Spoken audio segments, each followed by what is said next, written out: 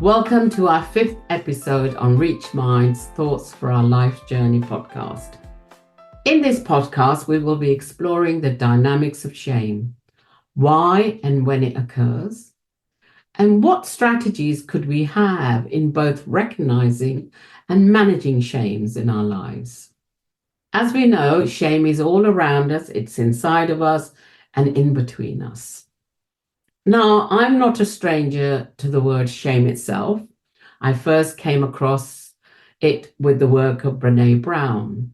However, where my eyes really opened up around shame was when I was doing the work at the Tavistock Institute of Human Relations when I was attending my supervision course and working with Eliat Aram. Through her teaching and reading about shame, I went, wow, this is an amazing, wide subject that I hadn't even occurred. Now, Dr. Eliat Aram is the CEO of the Tavistock Institute of Human Relations, and she's been there 16 years. She's also a Chartered Psychologist with the BPS, which is the British Psychological Society, and a UKCP registered Gestalt and Humanistic therapist. So I'm not going to add any more. I'm going to hand over to Eliat, and I'd like her to begin to put into context the poem that really touched, the extract that really touched to my bone from Winnie the Pooh. Eliat, over to you. Thank you, Nita. Nice to be here. We're here, as you said, to talk about shame. I would like to start from saying that shame has been how should I put it, my core work and exploration from when I did my doctorate back in 2001. So my doctorate thesis is based on understanding the dynamics of shame as an integral part of any learning process which has the potential of transformation. And arguably, any relearning is transformative. Hence, I've developed the hypothesis that shame is an integral part of that process. And in that, the uniqueness of thinking about shame and shame dynamics is that in my hypothesis proposition and way of working with it, it's not only a negative. In fact, it signals that there is a newness emerging in the understanding, mostly around identity and questions of identity. When I started to introduce the work around shame, which I always felt rather sensitive about, as you probably can vouch from the experience of being spoken to about that on the program, is quite rattling and moving. Mm-hmm. It's not only exciting and positive. So when I first started, I was thinking, okay, how do I best set a container for that process? And then what I have found myself doing is what I often do, is go to what are considered children's books, but have had the reputation and the experience of being very allegorical and symbolic at the same time. And I usually turn to Alice in Wonderland or Winnie the Pooh.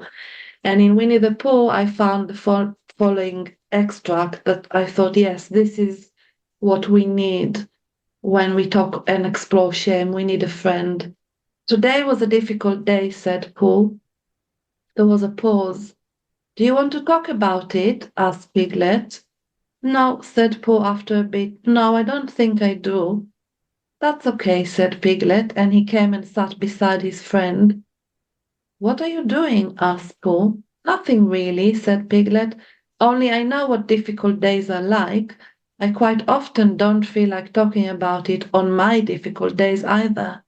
But goodness, continued Piglet, difficult days are so much easier when you know you've got someone there for you. And I'll always be here for you, Pooh. And as Pooh sat there, working through in his head his difficult day, while the solid, reliable Piglet sat next to him quietly, swinging his little legs, he thought that his best friend had never been more right. Ooh, that still rumbles me in my gut. It really touches every bone of inside of me, and I just think it's so amazing. And just listening to you now just made me think about the connection with having a friend even more powerfully. The more so now than actually when even reading it myself. This is amazing. And so I want to pick up from there is you spoke about the kind of the dynamic of shame. How would you define the dynamic of shame? First and foremost, as relational, and that's how shame has always been spoken about in the philosophical and therapeutic literature. Shame, the theory, and I guess that what I'm saying is the experience as well, always arises in relation to an other and the projected or imagined message that other will have about me. So Sartre, for example, the philosopher, spoke about the shame around seeing and being seen, and particularly being seen, and shame around our human need to be seen and the ambivalence that we often carry around that. So we want to be seen, but being seen can also generate feelings of, let's say, embarrassment, because shame is one word, but on the grading scale, embarrassment is also part of the shame dynamic. And on the other extreme, there is humiliation. So when we can abuse that affect and humiliate and feel humiliated when as a tool for exertion of power as well. So it's relational and it's dynamic in the sense that it has at least two sides. And then in the context of the group, it's also paradoxical because we feel it in the body. Shame is something we feel in the body. The most common bodily reaction is blushing. But we cannot and we won't feel it without an other. Maybe an other in the mind, but more often than not, a group of others or at least one other, and maybe somebody in the organizational context, maybe the other would more likely to be somebody in position of authority in relation to one. Yeah, as you're talking, I realize as I was thinking about what got me started around podcast, and it was precisely what was stopping me was shame. And I felt like if I do these podcasts, what would people think? And I had to get past that and I realized it is relational. And in the end, I thought, I don't care. I'm going to do this podcast and it's a learning experience for me and it will be whatever it will be. I got past my own embarrassment and, as you say, even a humiliation. And I thought, I'm going to be out there and someone's going to like it and maybe others won't. So you must have also had some friends along the way who said, come on, Nita, we'll do it with you. We'll sit by you, next to you. Absolutely. Support you. Absolutely. I had a really great friend called Joseph who encouraged me, who supported me, and he said, go on, do it, go and do it. And you're right. So the Piglet story, absolutely. He was there with me. And I chose him. I could have chosen lots of people. And maybe he chose you because who, had Piglet just come and sit by him. He didn't ask him to. And I'm also thinking the whole series of podcasts, the way you describe them, and you just said it, I think it encapsulates exactly my theory of shame. It's about learning, and therefore there is all this fear of, am I good enough? Do I know enough to run something like this? How am I going to do it? And then the defenses around shame. Arguably, I don't care is a helpful defense because it helps you mobilize yourself into doing it, but it could have been a hindrance if you didn't have if you didn't have someone to say, oh, that's rubbish, of course they're going to be interesting, because the people that you will bring will have something interesting to say, and they will make you ask more interesting questions even. I think that's exactly it. It's a transformation, because then suddenly when it's all done and published, you will have to look yourself in the mirror and say, I am Nita, and I'm someone who can do a series of podcasts. Absolutely, absolutely. If I was to widen it in another way, what role does shame or the understanding of shame play in our culture and in our society, do you think? Okay, historic or societally. So Norbert Elias wrote about that. He wrote about shame as part, he was a philosopher. He wrote about shame as part of the civilizing process. So it's something around, for example, the boundary, to use a Tavistock concept, the boundary between private and public, for example, is an important boundary to have in order to be able to know what work with as the baby toddler develops into a grown up. They need to learn, we need to learn something about some things you only do in private and something you only do in public. Now, these are related to social acceptable norms. It's not about right or wrong. Maybe it's a wrong system. Maybe we should have all carried on walking around naked, for example, but we're not. And in what is experienced as a civilized society, people wear clothes and hide their private parts. And that is something we learned from when we're toddlers. And unfortunately, we learn it often through having those associated with shame. Right. So that is one aspect. And however, where I think it's useful to think about it differently, not only as an aspect of development, I link it to learning, because I think we never really grow out of shame. We never really grow out of shame. It's part of our life. Okay, yeah, I think it's part of our lives no matter what we do. But certainly, if we engage in what we call learning, which is mostly the context where I operate. You know, I'm a therapist, an educator in programs, I'm a consultant. So I'm in that aspect of, let's call them the helping professions, which is about supporting development and growth. And I think shame is an integral part of that. Yeah. One of the things you said earlier on about shame connected to humiliation or embarrassment. What role do you think guilt plays in comparison to shame?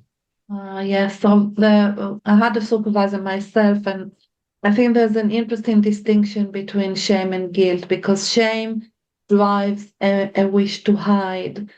Guilt is about doing something wrong and a wish to confess. Shame is more about triggering a feeling of not being good enough, which is why it's so linked to learning, because when we learn, we have to actually recognize, yes, we are not knowing enough about something or other. Yeah. And there are different models of learning. Of course, some of them are more transactional than others. But essentially, it can always be triggered around the not knowing, and therefore I'm not enough, which would be shame. And therefore I want to hide, which is what you were saying about not doing the podcast, because I can't do them. Who am I to do them? And then guilt is actually, I know they often go together and they're often spoken about interchangeably, but I think that they come from very different sources and they therefore have very different solutions. So for me, whilst shame is a mobilizer for change and transformation, guilt is an immobilizer for change and transformation, because guilt brings with it's about doing something wrong. It's very much within a framework of right and wrong. It then links to blame and punishment. In religious context, in some religion context, it will be associated with the act of confession. And it then goes a full cycle of being redeemed and basically going back and being able to repeat exactly the same behavior again. Yeah. Whereas shame has a completely different pathway. Yeah. Because you engage with something that you want to know more about or learn or change, you might be confronted by shame because it challenges some assumptions, some ideas that you've had about the world or anything. But it's not per se about right and wrong. So it's not within a frame of blame, it's in a frame of creativity, experimentation, curiosity. In the process of learning, you can make mistakes. You might feel shame about them, but if you're working within this framework of learning, then you will be able to learn from those mistakes. So they will take you somewhere new. They are mistakes rather than deliberate acts of maleficent. Yeah, so what I'm understanding from what you're saying between shame and guilt is that shame can be transformational, and within, if you recognize that's what you're experiencing, whereas guilt is more around you've done something and that's made you feel guilt. However, just because you feel guilt doesn't mean you necessarily change your behavior.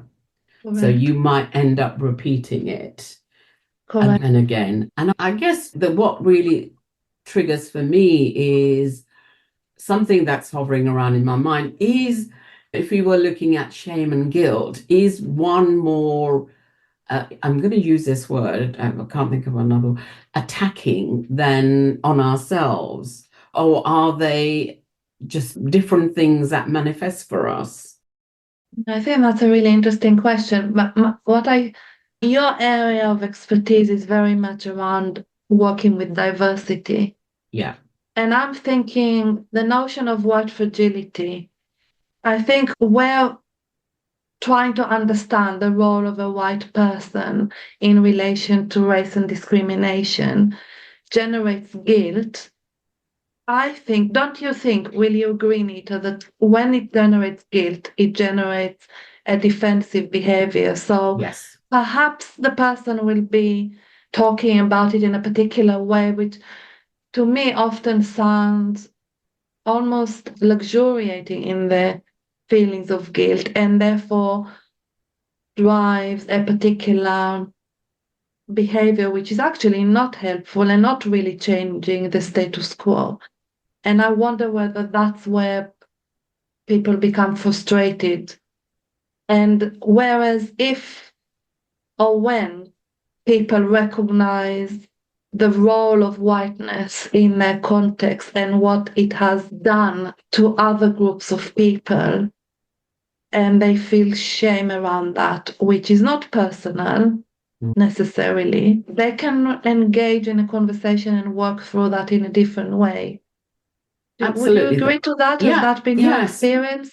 I think so. I think, yes, I do think that somehow within the work that around this area around diversity and inclusion is, if we can connect with it in the way that you're describing, not from a place of guilt, but from a place of shame, and saying this is a part of a learning experience, and it's not you personally, it's a societal context that we're all in, I think you can move from it.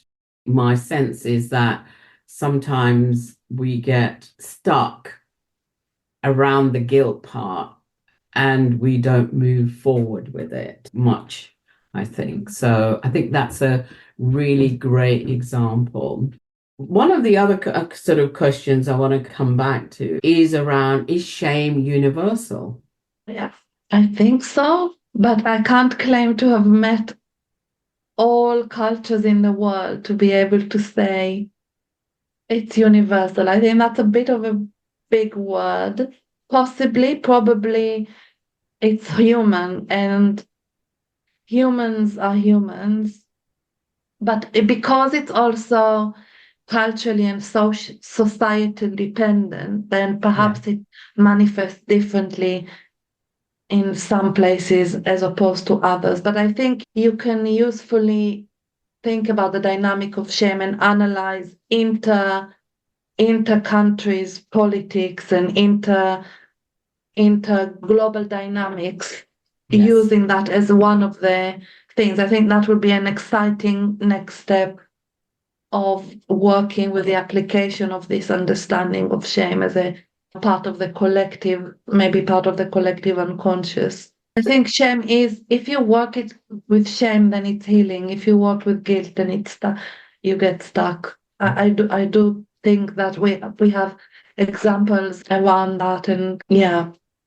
in various parts of the world. As we bring this amazing subject to close, what would be one or two things do you think an individual can deploy in terms of their strategies around managing shame for themselves? I think it goes alongside with empathy and compassion. And I think one thing to remember, which we don't always remember, but if we are not able to have empathy and compassion to ourselves, we don't really have it for others. And I think a lot of people in the jobs of the type that you and I do think that they're above those feelings, or they should know better, or they shouldn't. How come they would be affected? They wouldn't readily admit on a recording like you just did before that you had to start from owning your own shame, for example. So I think that's one place to start, and then remember that it is relational, and therefore we can't do this on our own. We can't, in fact, do anything completely on our own, nothing. We are social creatures. We are always dependent on others, so there's no real shame about being dependent. Obviously it can go to an extreme, and it can be malfunctioning, but ultimately we are all interdependent creatures, and if we try to rise above this very basic quality, then we will lose the essence of life almost. Absolutely. And I think what you're saying as I get older is the interconnectedness with people. Yes. And Yes. it is about reaching out and just connecting with people who, in whatever circumstances, you feel that you can share things with, good as well as not so good, I think. And I think it's okay to be interdependent with others. I think that's it's a very powerful lesson that we can learn about ourselves. And I also like what you're saying around compassion, self-compassion. And a lot of people will say, I'm very compassionate towards others, yet I'm not compassionate towards myself. And so I'm really interested in that. How can we be compassionate to others but not ourselves? I don't think we can. I think it's an illusion. Okay, that might be a wonderful subject, Eliat, for us to talk next time, because I'm sure people will go, what does she mean by that? Because having been on many self-compassion courses, I've heard many individuals who are in the helping profession say, I'm really compassionate towards others, but not myself. So be interesting to explore, are we that way towards others? I don't know. It's a provocative question to ask, really. But I want to thank you so much. I've learnt an enormous amount through our conversation today. And I just think it's given me really more food for thought around how I observe the world and how I connect with the world. So thank you. Thank you, Nita. Thanks for having me.